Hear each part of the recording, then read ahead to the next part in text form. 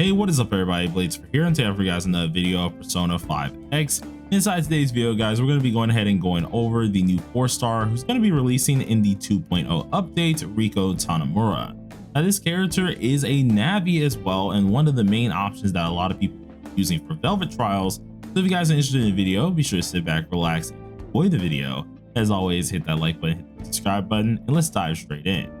Now, Riko Tanemura is the character that's going to be released for the 2.0 series and the main focus for said Palace update. This character is interesting enough, seeing that she is our first canon navigator inside of the entire game, and I won't even lie to you, she is really good to boot. And the 4-stars have been pretty much 2 for 2 currently on the global edge of things, starting off with like Vino, and Riko is known different here. This navigator, a lot of you guys are going to really invest into, and it's mainly because her herself can do a ton of different things, whether it's just defense reduction, damage taken, or even just a little bit boosting your damage in general. She has a little bit of everything. So we're going to go ahead and go over everything that makes her so great and why you guys should be utilizing her the most. But if you guys take a look at the screen, you should very well see lafel.net pop up, which once again is the main site I would like to tell you guys to use here, seeing that they are really good at doing what they do. They have things just on personas, revelations, wonder daggers, everything you have, everything you want to know, they got it. But Riko Tanemura is a very good Navi, to just say it immediately. She helps out in all different types of ways, and the defense reduction way is the main thing you're going to be using her for. But her main thing that a ton of people are going to like is the fact that she can take down toughness stack. Now, the toughness stacks, many of you guys may know them as the little shields beside at least the enemy's health bar. They're usually going to be these little hits that we have to hit a certain amount of weak points before the enemy does go down.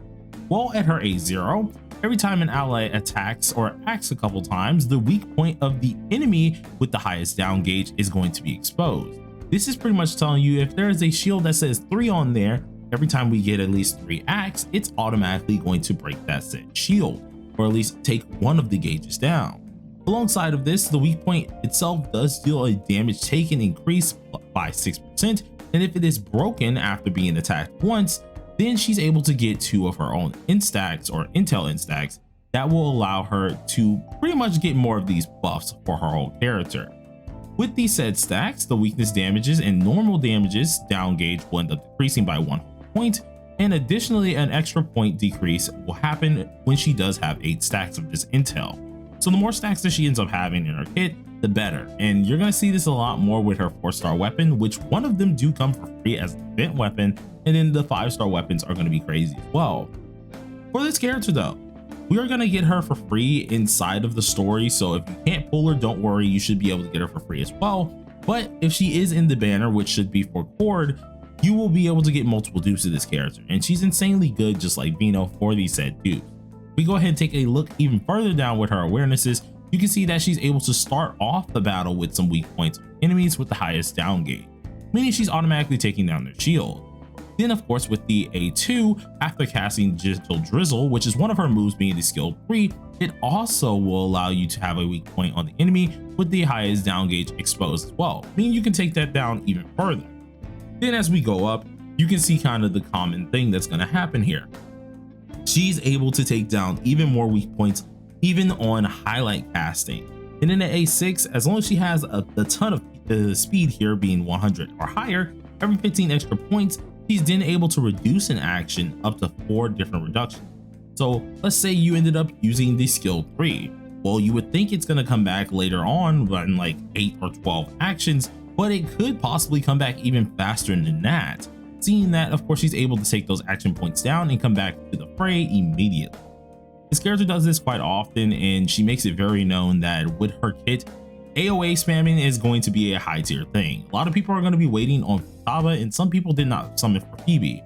So this is going to be your next best thing if you decide to actually go for this navigator, since she is a great 4-star addition.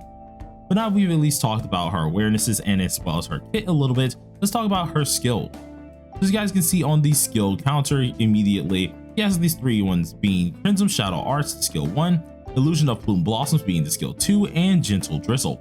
With this in mind, the actual skill itself with skill 1 specializes in defense decreasing, and the more speed that she has, the more defense she's going to take down. For the skill 2, She makes it so she can increase damage taken on the enemies, so which of course by having our gauges reduced and knocking down said enemies, we can reduce our action points and our cooldowns as well, meaning she can actually activate it herself, so that's also a good thing. And then with the skill 3, this is more or less going to be a huge buff to everything, and it's going to consume all your intel points, but it will heal the main target. Alongside this, that said main target will also increase their damage dealt enemy and every piece of intel stack that we got, as well as our speed over, so it's going to increase our damage a ton as well, starting from 1.5% up to 6.3%. I noticed I said that so many times. I told myself not to say that inside of the script, but you know what, we're just going to skip over. But this doesn't even end here, because even with her passives Butterfly Dream and Song of the Brain, every time she gets more speed, the more time she's going to be buffing up your Phantom Thieves, whether it's attack, HP, or defense, which is already good. But the Song of Brain, the more enemies that take 60% more damage from all-out attacks, which is what she really does specialize in, as well as one more, gonna deal a ton more damage as well, which is great. This character has a little bit of it all, and she's just a 4-star character, which in all honesty is crazy to see. It's not something you're gonna see a ton of 4 stars in this game, but the few 4 stars that we do have are really good. Now I know what a couple of you guys are thinking, what weapons does she use? But before we get into that, we need to show at least how she does look inside of battle. Now I'm gonna try and do some cutting here and try and stitch it together so I can show every last one of these skills one by one. So enjoy the show.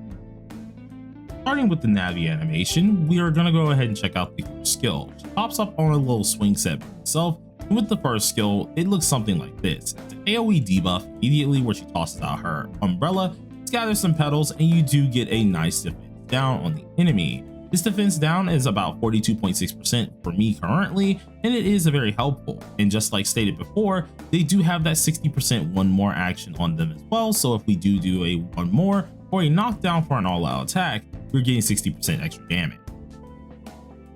Then showcasing the skill 2, she comes back down on her swing, which looks majestic as ever, and this one actually increases the damage taken that the enemies can have for 2 whole turns. It's gonna look something similar like this as well, where she tosses out her umbrella, and instead of it being just a rain of petals, she does something a little bit different with a huge flower bomb, and that gives you that lovely damage bonus boost.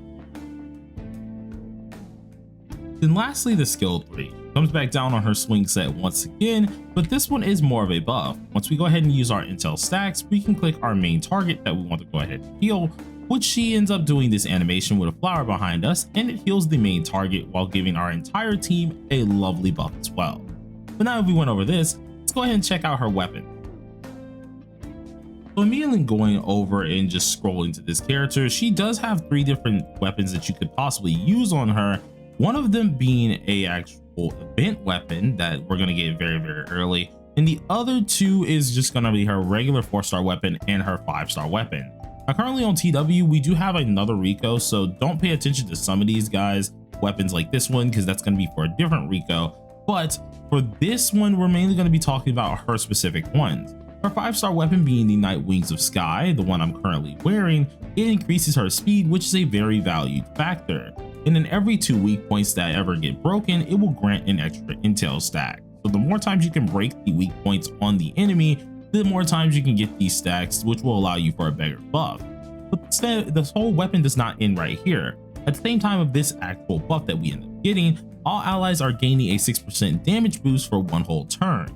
It also extended that intel cap from being around like 10 or 7 to now being 11 stacks itself, which is also pretty darn nice. More stacks, the more DPS you can get out. Then for her 4-star weapon that's not the event weapon, this is the Moonlight Silver Ring. This one itself, attack increases 24%, which is all nice, of course, seeing that Navi does share their stat boost with others, but the sad part about this is it doesn't have any speed increases, which does at least hurt her kit a decent bit. But every time you use this weapon and you hit a weak point and break it, it then will give you an attack permanently increasing to all your allies by 6.8%, which can be stacked up to 5 different times. So you're still getting a decent bit of attack out of it, but it's only going to be that small bit of her kit instead of the whole kit itself. Then you have the event weapon, which this event weapon should be dropping, I want to say the second we get her on the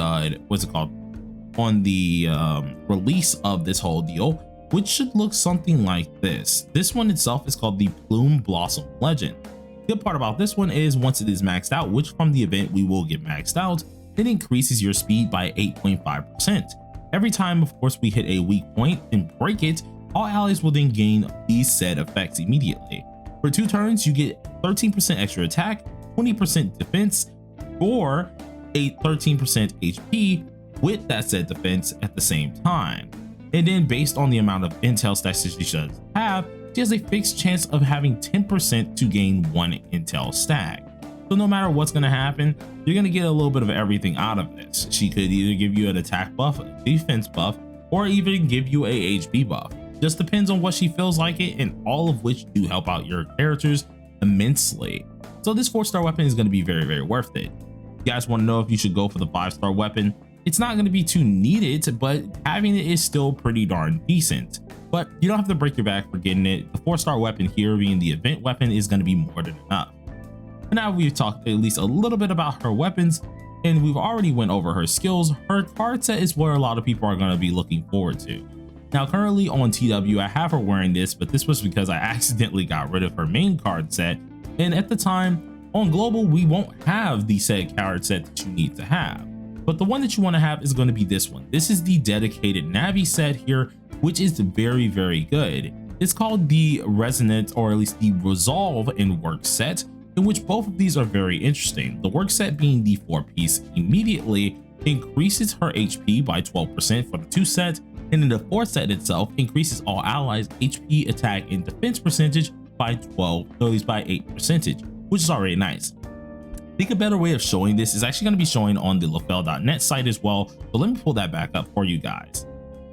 So as you guys can see immediately, this is the only revelation card set that she's going to have, other than the one I'm currently wearing. Of course, this is just more like a bootleg set that I'm wearing right now, but the Resolve and Work set, as you can see, does help you out in that function. Then of course, the top part, when you do have them together, when equipped by a Navigator Thief, it will then decrease the main target's defense by 10%. For 2 whole turns when inflicting debuffs. You're always going to inflict a debuff, whether it's with Wonder or even this character itself, which he does specialize on, which makes it so needed to have this actual card set. Most navigators are going to be wearing this said collection of this card set anyways, so you don't have to break your back over as well. All your navies are most likely going to use this in the future, so just try to grind up a couple of them.